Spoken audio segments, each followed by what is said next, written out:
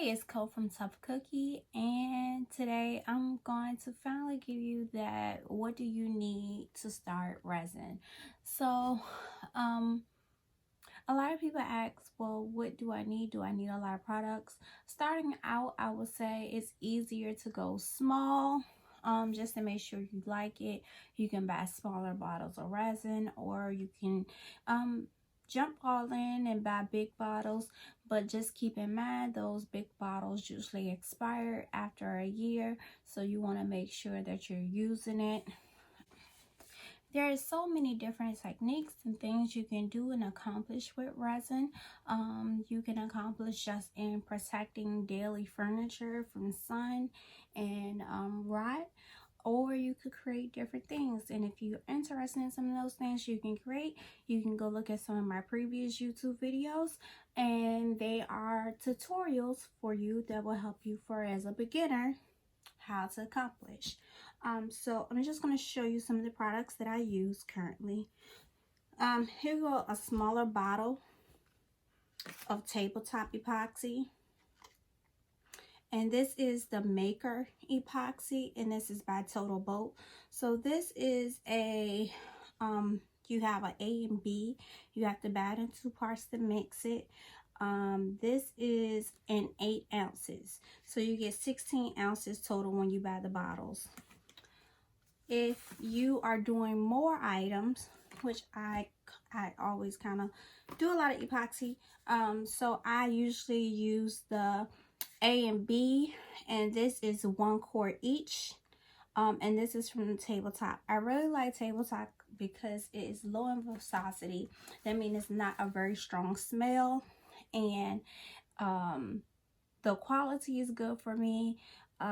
It cures. I don't have a problem with stickiness or anything of that nature. Now, one of my first epoxies that I was using was the Pro Marine. I do like Pro Marine.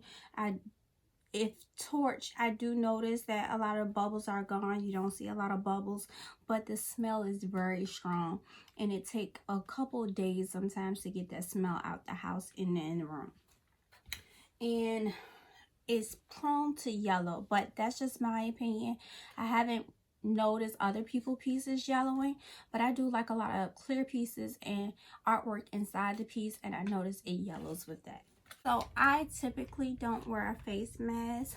Now if I was to sand some of the pieces, I will, because when you sand, you notice it's like very fine dust and it gets all over everything. So it's very important to also, if you're sanding, just probably take it outside and do, because it'll just be a lot in the house. So I do have one of these face masks. I just felt like it was being so strong, and I was using a lot of it at a time.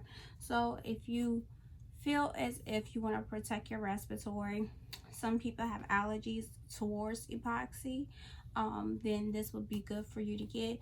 You can probably purchase this from Amazon, Home Depot, or Lowe's, or either if you have just a regular face mask, you could wear that as well. I said a plastic drop, you could get like a painter's plastic drop, the tarp, or either like a big shower curtain, and that's handy in protecting your space, because epoxy is hard to get off and it won't come off most surfaces once it has cured. And if you happen to drop it like in a carpet or anything like that, it just gets sticky if it's not mixed, and you don't want that issue. So you can buy the plastic drop cloth, or I know Dollar Tree as well have it. It's only like $1 or so. So what I noticed is that I needed a torch or a heat gun. Early on I used a heat gun. Now I use a torch to get rid of the air bubbles in my projects. You will also need a mixing cup. And see, it by being silicone, it just comes right off like this. Just peels off. So like once you start getting your products, you can like start reusing them over and over again. Not unless it's like in bad condition, but you see how all that just came out. And you could get Popsicle Sticks from Dollar Tree, like a whole pack. I don't really like to use the color ones, but at the time when I needed Popsicle Sticks, they only had color.